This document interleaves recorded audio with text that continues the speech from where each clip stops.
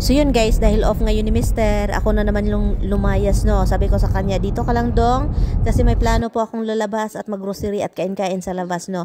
Hindi ko na siya sinama kasi si Brenda po yung sinasama ko at yun, nagkita din kami. Sandali lang yung kita namin guys kasi talaga ang nilabas ko dito is grocery. At sabi ko kay Mister na wag ka nang susama. Wag ka nang sasama dong kasi alam ko kapag mag-grocery ka, meron namang mga karne. So itong lakad ko is mainly gulay lang talaga, no. Wala, ang mahal na pala nito. $6.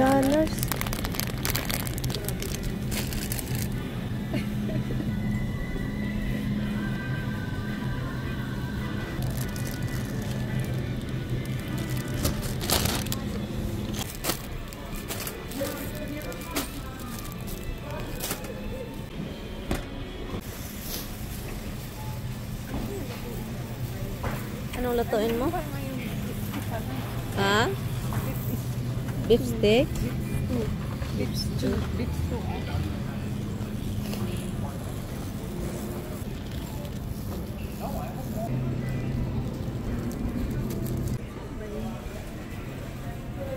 Sliced bacon, lasagna. Gustong-gusto niyo yung Thai food, di masarap? Siguro. Hindi sure si Brenda. Okay, dito ako sa gilid para may makadaan.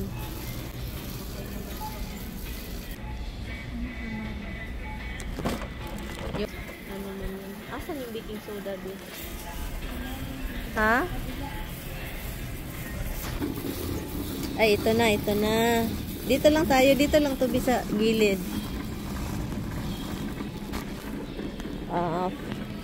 Hanap din ako ng flour. Asan yung flour nila? So, kunin ko lang yung flour, ha?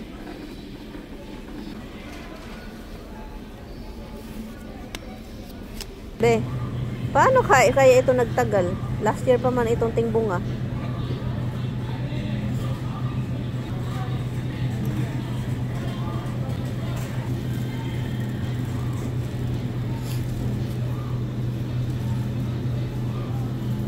Pang ano yan? Salad.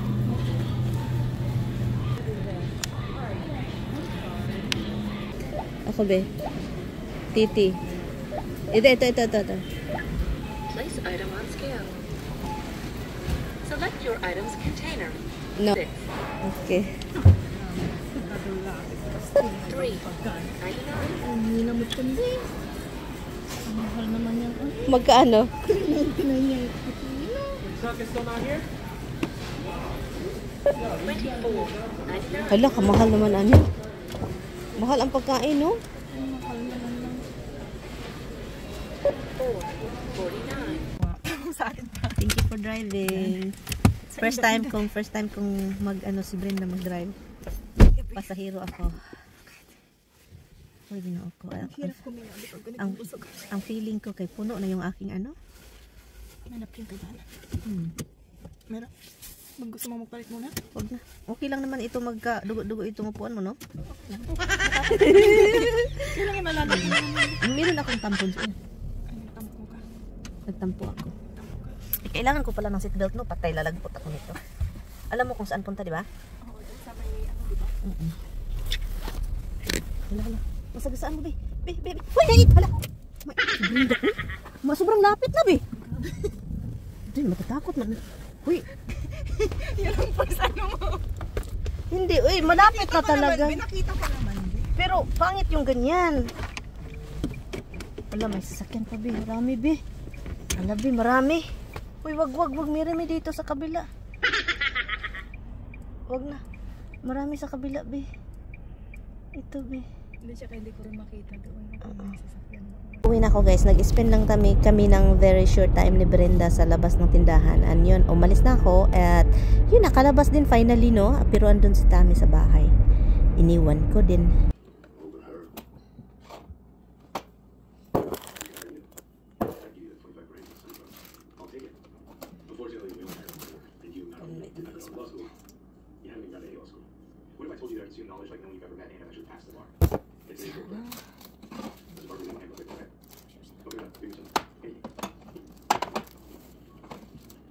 Civil liability associated with agency is based on several factors, including remediation to agent, path of reasonable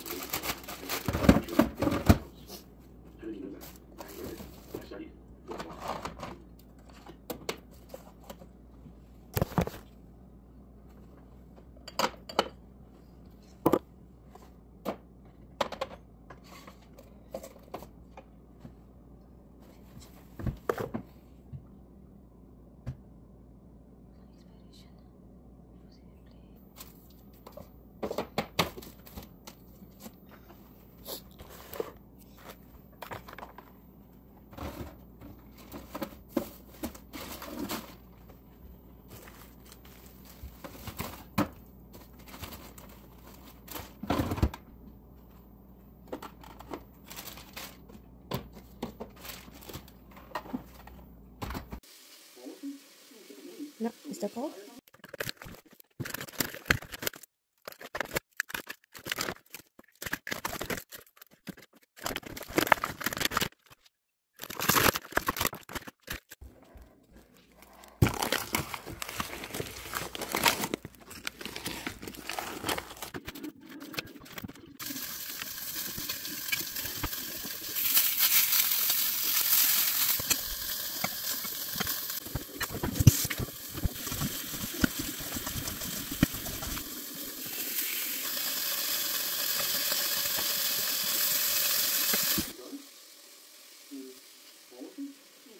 No, is that all?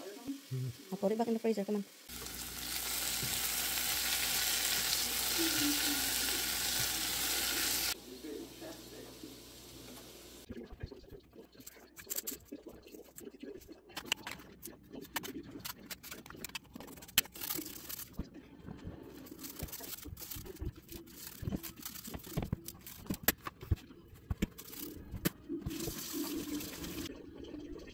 Good evening.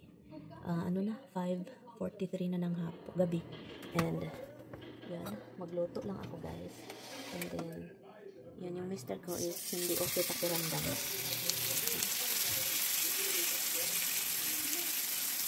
Hindi okay pakiramdam niya. Kanina pa yan siya guys. Sakit ang ano niya, ulo. Parang mabiak lang sa sakit daw yung ulo niya.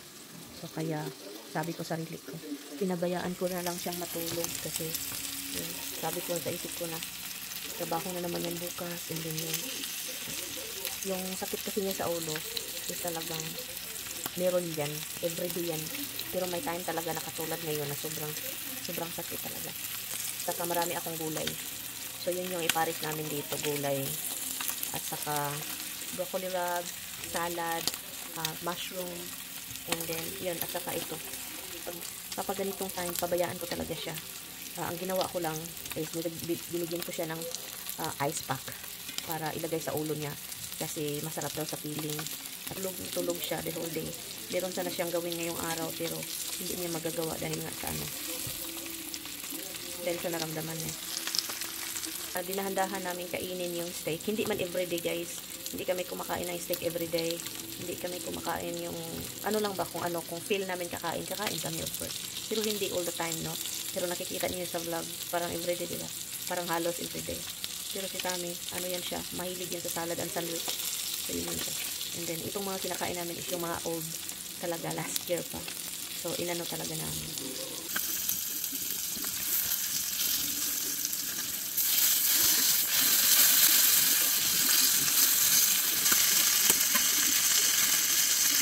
Hindi na ako nag-film, guys.